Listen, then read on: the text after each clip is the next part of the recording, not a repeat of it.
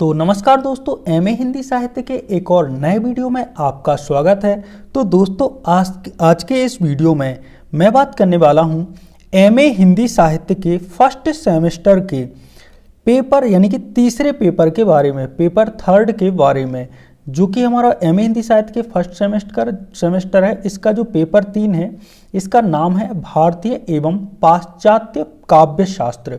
भारतीय एवं पाश्चात्य काव्य शास्त्र।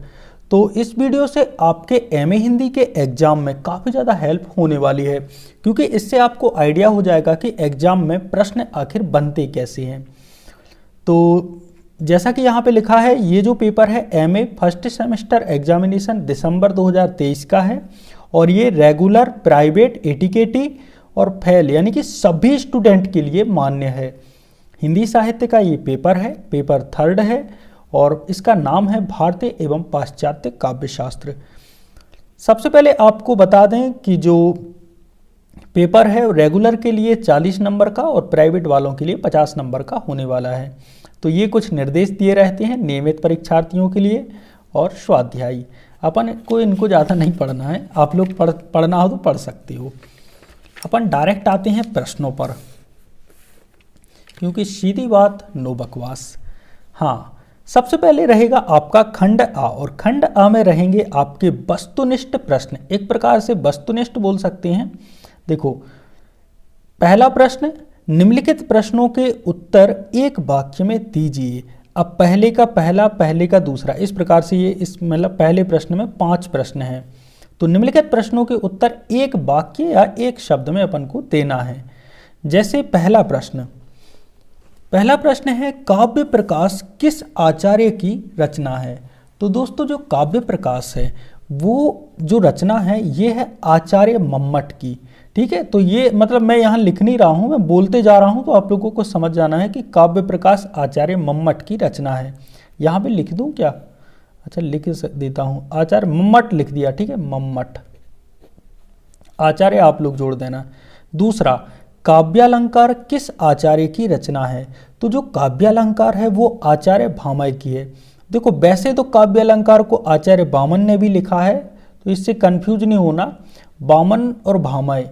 अब देखो, यहाँ ऑप्शन तो है नहीं, तो यहाँ पे भामय भी लिख सकती हो, वामन भी लिख सकती हो, लेकिन मैं खासकर फिर जो प्राथमिकता दूंगा वो आचार्य भामय को दूंगा। ठीक है, इसके बाद है प्रश्न 3, काव्यानुशासन किस आचार्य की रचना है।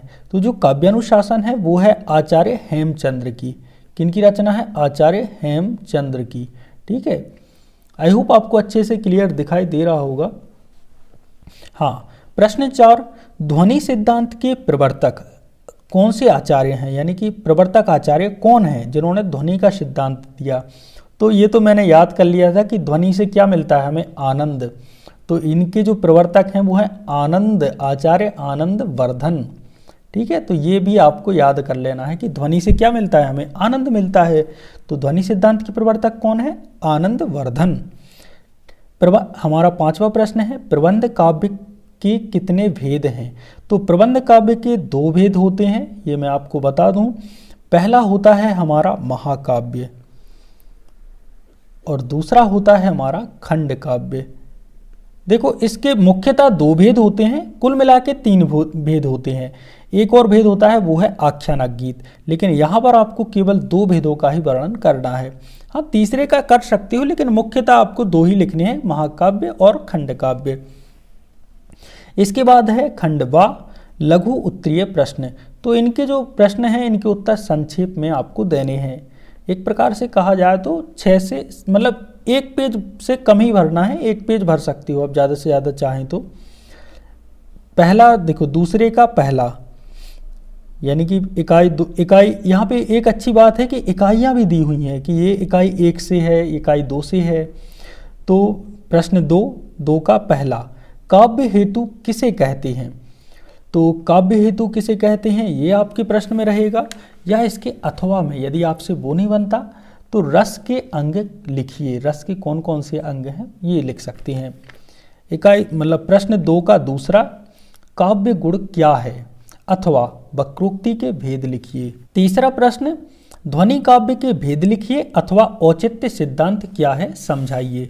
चौथा प्रश्न, लक्षण काव्य परंपरा पर संक्षेप में प्रकाश डालिए अथवा कवि शिक्षा से क्या अभिप्राय है बताइए।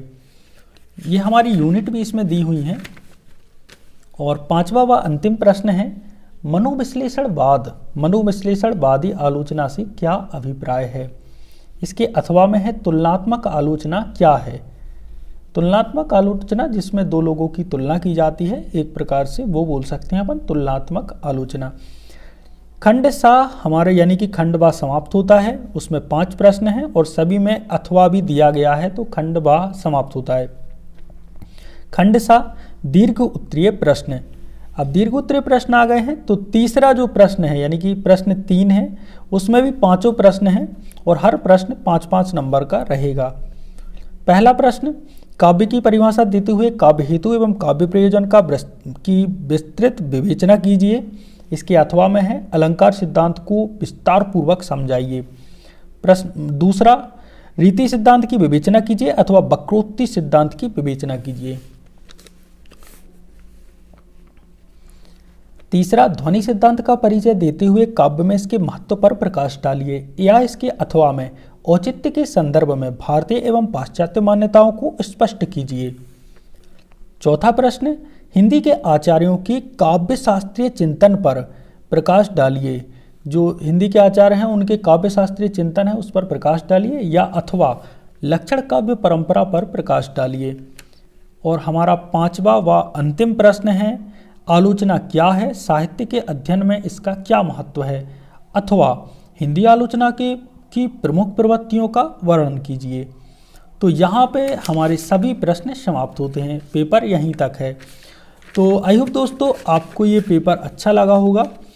और यानी कि दोस्तों मैं आपको लोगों को बता दूं, एमए हिंदी फर्स्ट सेमेस्टर के 4 पेपर मैंने आपको प्रोवाइड करा दिए हैं, तो आप लोग सभी पेपर देख सकते हो, आपको सर्च करना है, ठीक है।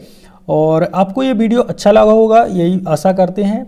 और आपके एग्ज़ाम के लिए बेस्ट ऑफ लक मेरे दोस्त, मेरे भाई, मेरे बहन, मेरे जो भी हो आप लोग, सभी को बेस्ट ऑफ लक।